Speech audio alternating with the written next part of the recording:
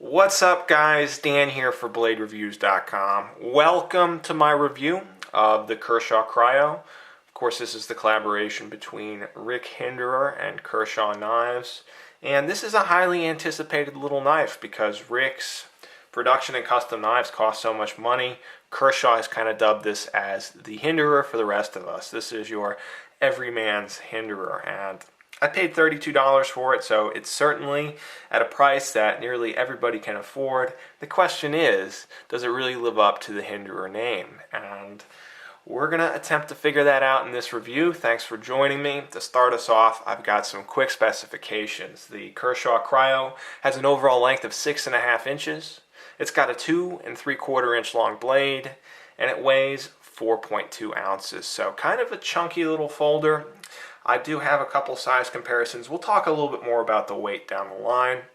But first up, I wanted to show you the Cryo next to my Kershaw Pack Rat and my Kershaw Skyline. So here are a couple classic Kershaws. These two happen to be made in the USA, and they're kind of benchmark blades, in my opinion, for this brand. That said, let's pull them off the table and take a closer look at the blade here on the Cryo. It definitely is a Hinderer design. It's got his kind of classic drop point shape. In this case, it's got a high hollow grind. You do have a little bit of a swedge, and it's a very functional blade shape here. You've got a good tip. It gets quite sharp, a decently thick piece of steel, good amount of belly, and despite it being a sub 3-inch blade, you still have a good amount of working edge here. The knife arrived pretty sharp from the factory. The grind was fairly even, not perfect as you can see. Keep in mind, I have since sharpened the knife a couple times. But all in all, the blade is well done here. The entire knife has been given a titanium carbonitride coating, so kind of an interesting gunmetal gray finish on this one. I happen to like it. It's a nice departure from Kershaw's usual FRN handles with bead blasted blade finish there. Definitely helps this knife stand out in the crowd. And I think that's part of the appeal to the Cryo. It's just a little bit different. It's kind of refreshing to see something like this coming from Kershaw. So the steel on this particular knife is HCR13 MOV. That is a Chinese steel, and this knife is actually manufactured and assembled in China. And HCR is something of a proven steel if you are in the high value knife category. So it's no miracle steel, but I did do a fair amount of cutting with this one and caught some of that on camera. One of the first things I did was cut some 3/8 inch thick manila rope, and I cut approximately 5 feet of it. Keep in mind, this is sort of a light use EDC, so I didn't go overboard with the rope cutting, but approximately 60 crunching cuts of 3/8 inch thick rope. The blade held up well. The edge was still reasonably sharp after that, so I decided to move on to some cardboard, and I disassembled a number of boxes. And the knife had no problem. It's ground fairly thin, so it sliced through the cardboard easily, tackling things like packing tape, doubled over pieces of cardboard, stickers, all that good stuff. And the Cryo made easy work of it. At that point, the blade was fairly diminished, or the edge was at least. It needed a little bit of a touch-up, so I threw it on one of my diamond stones and just kind of put a rough and ready edge on it. HCR13 MOV is relatively soft, and it did not take a lot of work to get this knife back to where it needed to be. A good working edge, able to cleanly cut paper, take the hair off your arm, that sort of thing. So after I did that, I moved over to some treated 2x2s and did a little bit of carving, a little bit of whittling. This was to test the durability of the edge, to see if we would have any chipping or rolling or anything like that. It also was to test the ergonomics of the knife under a little bit harder use, and also the pivot and stuff for blade play, for any issues like that. So the knife did some whittling for me, and all in all, I walked away with favorable impressions of HCR13. I have also used this knife as an EDC knife, so I've cut little pieces of plastic and day-to-day stuff, opening mail, that kind of thing. It's held up well under that kind of use too. So my thoughts on the blade on this knife: the HCR13 is pretty much par for the course with the other HCR13 blades I've handled. I don't mind it. I think for light use, for EDC, it's going to be just fine. Let's talk a little bit about the handle here, and what we've got are two slabs of stainless steel. So this is where this knife really gets its weight from, that 4.2 ounces. It comes from these solid, thick pieces of stainless steel. Now, whether or not the weight will be something for you, that is debatable, but I'm pleased to say that the actual handle construction is quite solid, and they did some nice kind of higher end touches. I like the use of contrasting black hardware here. I like how the lanyard hole has been given a blackened finish and how it fits in with the theme of the other standoff. So that's a nice touch. You also get this Hinderer lock bar stabilizer. It's also been blackened. It just all looks nice. It's a kind of a higher end touch on a $32 knife. So cool to see. As far as the Cryo goes in hand, it feels fairly comfortable for light use for EDC tasks. I don't think you're going to notice any big issues with it. Note that I do take a larger glove and have no real difficulties getting a 4-finger grip on here. I can just get all 4 fingers on there. So I think for most people, it's going to be relatively easy to grasp. As for the ergonomics under harder use, well, some hot spots did start to develop. I felt some discomfort here on this relatively coarse jimping, and I also felt a fair amount of discomfort here on the inside of my fingers. Even though the handles have been rounded to help smooth them out under use, you still have stainless steel here. You've got some kind of coarse jimping again. It's not a knife that I would really want to do any extended or serious hard cutting with, but let's face it, for most people it's just going to be a little EDC knife, and in that role I think it's going to work just fine. Let's talk briefly about the pocket clip here, and what we've got is a relatively new pocket clip design for Kershaw.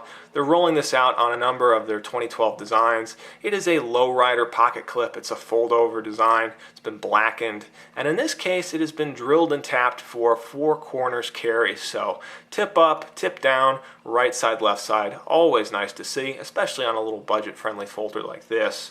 And in practice, the clip's good. The handles are relatively smooth, so the knife is easy to insert and remove from the pocket. The clip itself has good tension, it's discreet and rides low, and it's just not a bad pocket clip on this knife. It has been well implemented.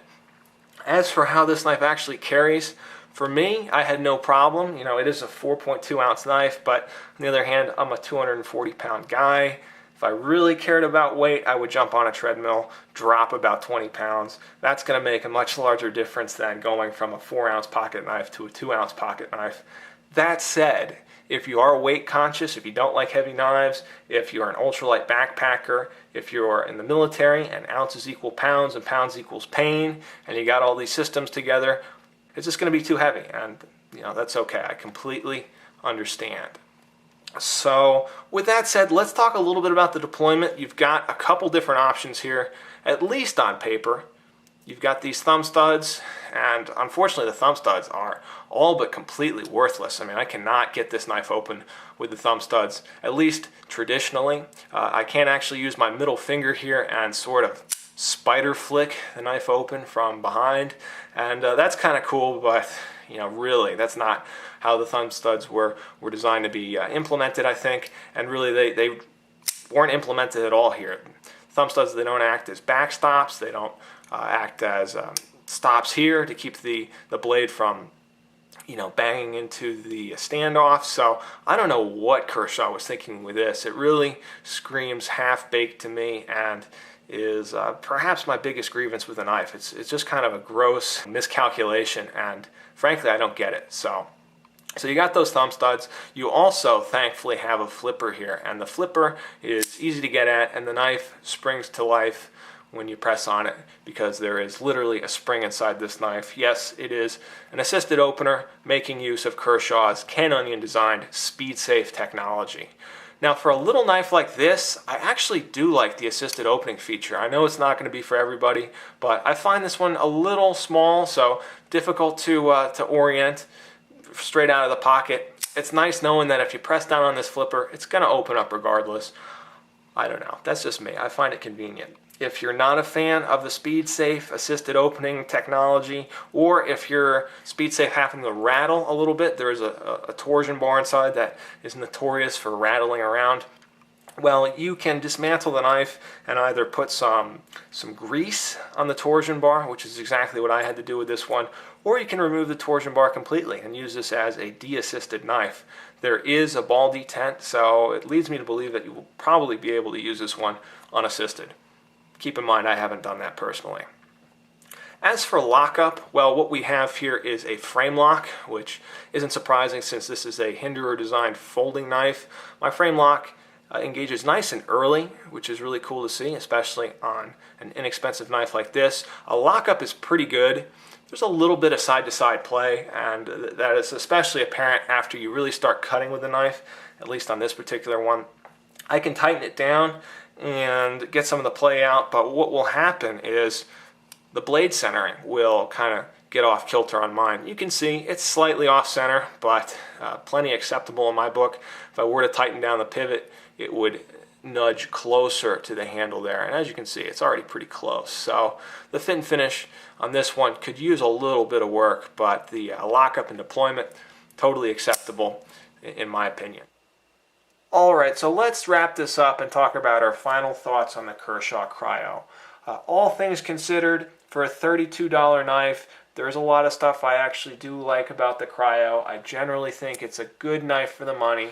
That said, it's far from perfect, and it sure ain't no XM18. So I don't think that was a surprise for anybody. Let's talk about some of the things I liked. I like how it's unique. It definitely stands out in Kershaw's rather blah kind of lineup of mid to low end knives these days. Not a whole lot of excitement going on in their $30 price point. The Cryo definitely is a bold and inventive little knife here with a cool gray finish, interesting black hardware. Of course, having Rick Hinderer's name on the side of the knife doesn't hurt either. So I think it's a cool knife for what it is. It's reasonably well built, decent materials, functional as an EDC knife. Not something I would use for heavy duty, serious cutting, not a work knife in my opinion, just a light duty EDC. A few things that I'm not a big fan of. I definitely have to mention the weight. I mean, 4.2 ounces is just too much weight for a knife of this size. Really would like to see Kershaw come back, take another stab at this one, and cut the weight down significantly if they can. The thumb studs are another thing that just really turned me off on this one.